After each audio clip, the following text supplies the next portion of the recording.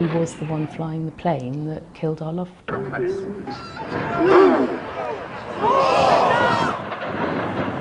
His CV in aviation is exceptional.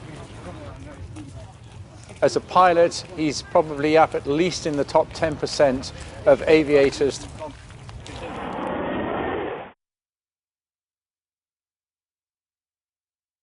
We know how the Shoreham disaster happened, but despite an investigation and a lengthy court case, we may never know for sure why it happened. There was nothing wrong with the plane. The weather was perfect. That is such a beautiful aeroplane. The pilot was experienced. But for some reason, Andy Hill's Hawker Hunter jet swooped above a busy dual carriageway and failed to pull up in time. 11 men died in the crash. Andy Hill, seen here on the left, had begun his career in the Royal Air Force before becoming a commercial passenger pilot with British Airways. As a hobby, he flew vintage aircraft at displays. What's he going to do at the top? This was him performing aerobatics in the same Hawker Hunter jet a few weeks prior to the disaster. The display in Ireland passed off without incident. Fellow pilot Oliver Wheeldon, who owns a jet once flown by the Red Arrows, had worked with him. He's a consummate professional. He's a chap that, if you look at his history and background, he epitomises being at the top of his game. I don't think anybody would question that. Andy has the most extraordinary record. He really is a very talented, hugely intelligent and bright guy. His accomplishments are pretty significant. As a pilot, he's probably up at least in the top 10% of aviators through his generation of training in the Royal Air Force. But something went catastrophically wrong when he flew at the Shoreham Airshow on August the 22nd, 2015. He was attempting what he called a bent loop, but the jet wasn't going fast enough or high enough to complete the inverted circle. He should have been able to abort the maneuver safely, but instead the plane carried on heading towards the ground with inevitable consequences. It crashed on the busy A27, the fireball engulfing cars and people who'd gathered there to watch the display. Among those killed was footballer Jacob Schilt. He and a teammate were on their way to a match. It hit the players very hard, very hard. And it effectively destroyed the Worthing United team, I think. They just couldn't bear to play there anymore. For 3.5 years, his parents have struggled to understand why the crash happened. The question arises, are fast jets suitable aircraft to be doing air displays like that? No, they weren't designed for looping the loop. They were designed for air defence. They were fighter jets, fighter bombers, weren't they? You know, that wasn't their design. Well, okay, I suppose it might be an entertainment to watch a juggernaut doing handbrake turns. I don't know, but you know, it just seemed a bit bizarre, really. Despite the carnage on the ground, Andy Hill was thrown clear of the plane and survived, though with serious injuries. An accident investigation found no mechanical malfunction, and 3 months after the crash he was interviewed by police, and eventually the decision was taken to prosecute. He said he had no memory of the crash, but his explanation was essentially that the loop was so badly executed that he must have been disorientated, possibly due to gravitational pressure or a lack of oxygen. Jet pilots are accustomed to experiencing G-forces during acceleration at altitude, and they should know how to deal with it. Mark Petrie flies another vintage military aircraft. Like the Hunter, it was developed in the 1950s, and he regularly encounters G-force when performing aerobatics at air shows. Instead of me weighing 1, I now weigh 4 times what I did before. And especially when I'm wearing a helmet that weighs 2.5 kilos, multiply that by 4, that's on your neck, and you've got to still be able to move your head around with that increased weight on your head. In extremes, such pressure can lead to a blackout. Blackout doesn't actually necessarily mean you have completely passed out, what it does mean is you've lost all your sensory perception. Grey out is where you start to lose the eyesight first. The issue comes if you do a rapid onset of G and you weren't prepared, you may go straight through grey out into blackout into G-lock, and then you have issues a bit like with the Red Arrows down at Bournemouth a few years ago. In 2011, a member of the RAF's display team was killed when his Hawk jet crashed. An inquest concluded that John Egging had probably fallen unconscious during the flight. Unlike Shoreham, no one else was killed or injured. A cockpit camera suggested Andy Hill was conscious during his routine, but his defence successfully argued he must have been cognitively impaired. It would explain certainly the unusual part of the manoeuvre over the top and the lack of response until the aeroplane was pointing 90 degrees down.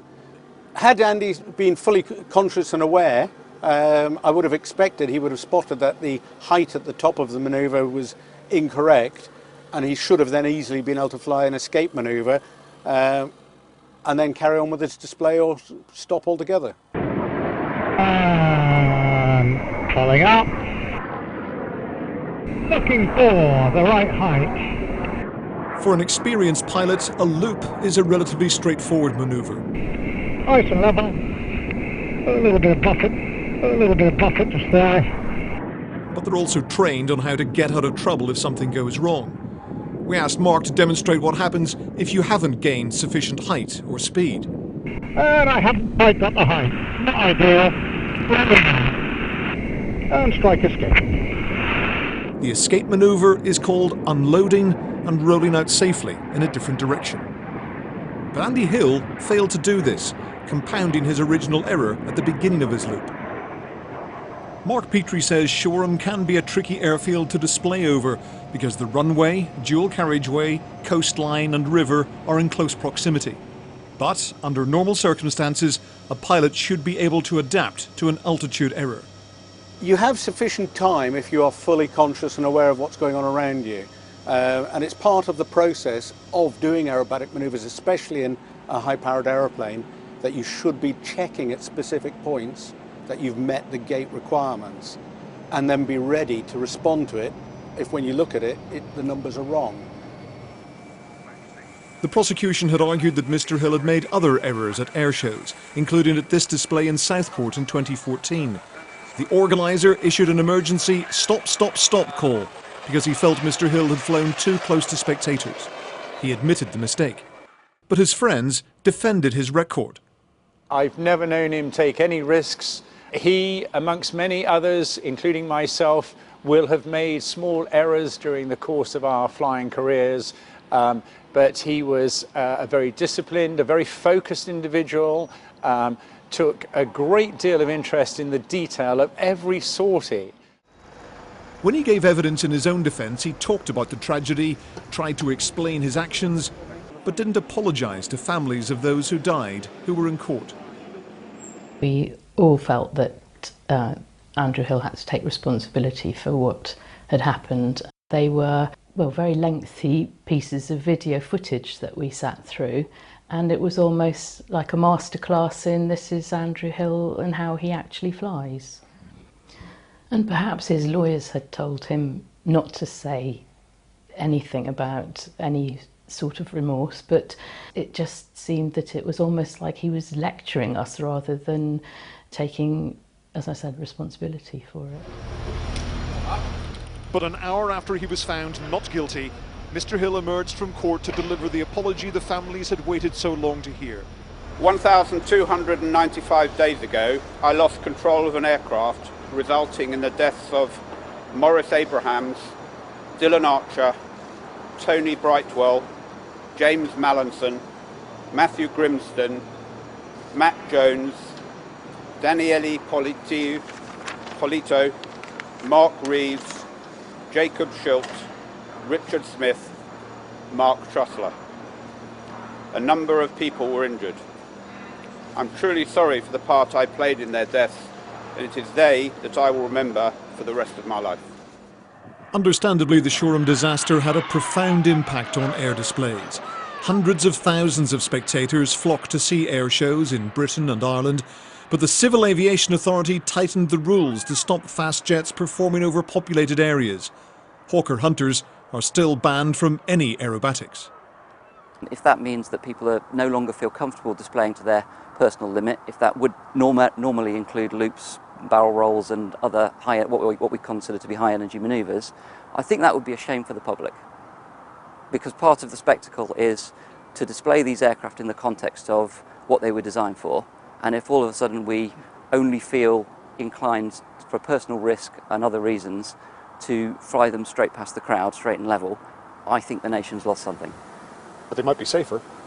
It's safer to leave them on the ground. Despite the disaster, those in charge of British air shows want to see the Hawker Hunter flying again. Put yourself in the shoes of a family who've lost somebody to this accident. How would you feel if you were looking in the skies and saw another Hawker Hunter doing a loop manoeuvre in front of you? It would be extremely difficult, and I'm sure a very emotional experience. And indeed, of course, it is intrinsically personal. But one would hope that they would never, ever, ever see an incident like that again. Organisers of air shows have argued that Mr Hill's crash was an isolated, tragic mistake. They were the first public fatalities at an air display since 31 died at the Farnborough Air Show in 1952. But that's of little comfort to the families of the men who died in such a horrific way. Andy Hill may have no memory of the crash, but the bereaved relatives will never forget his catastrophic error.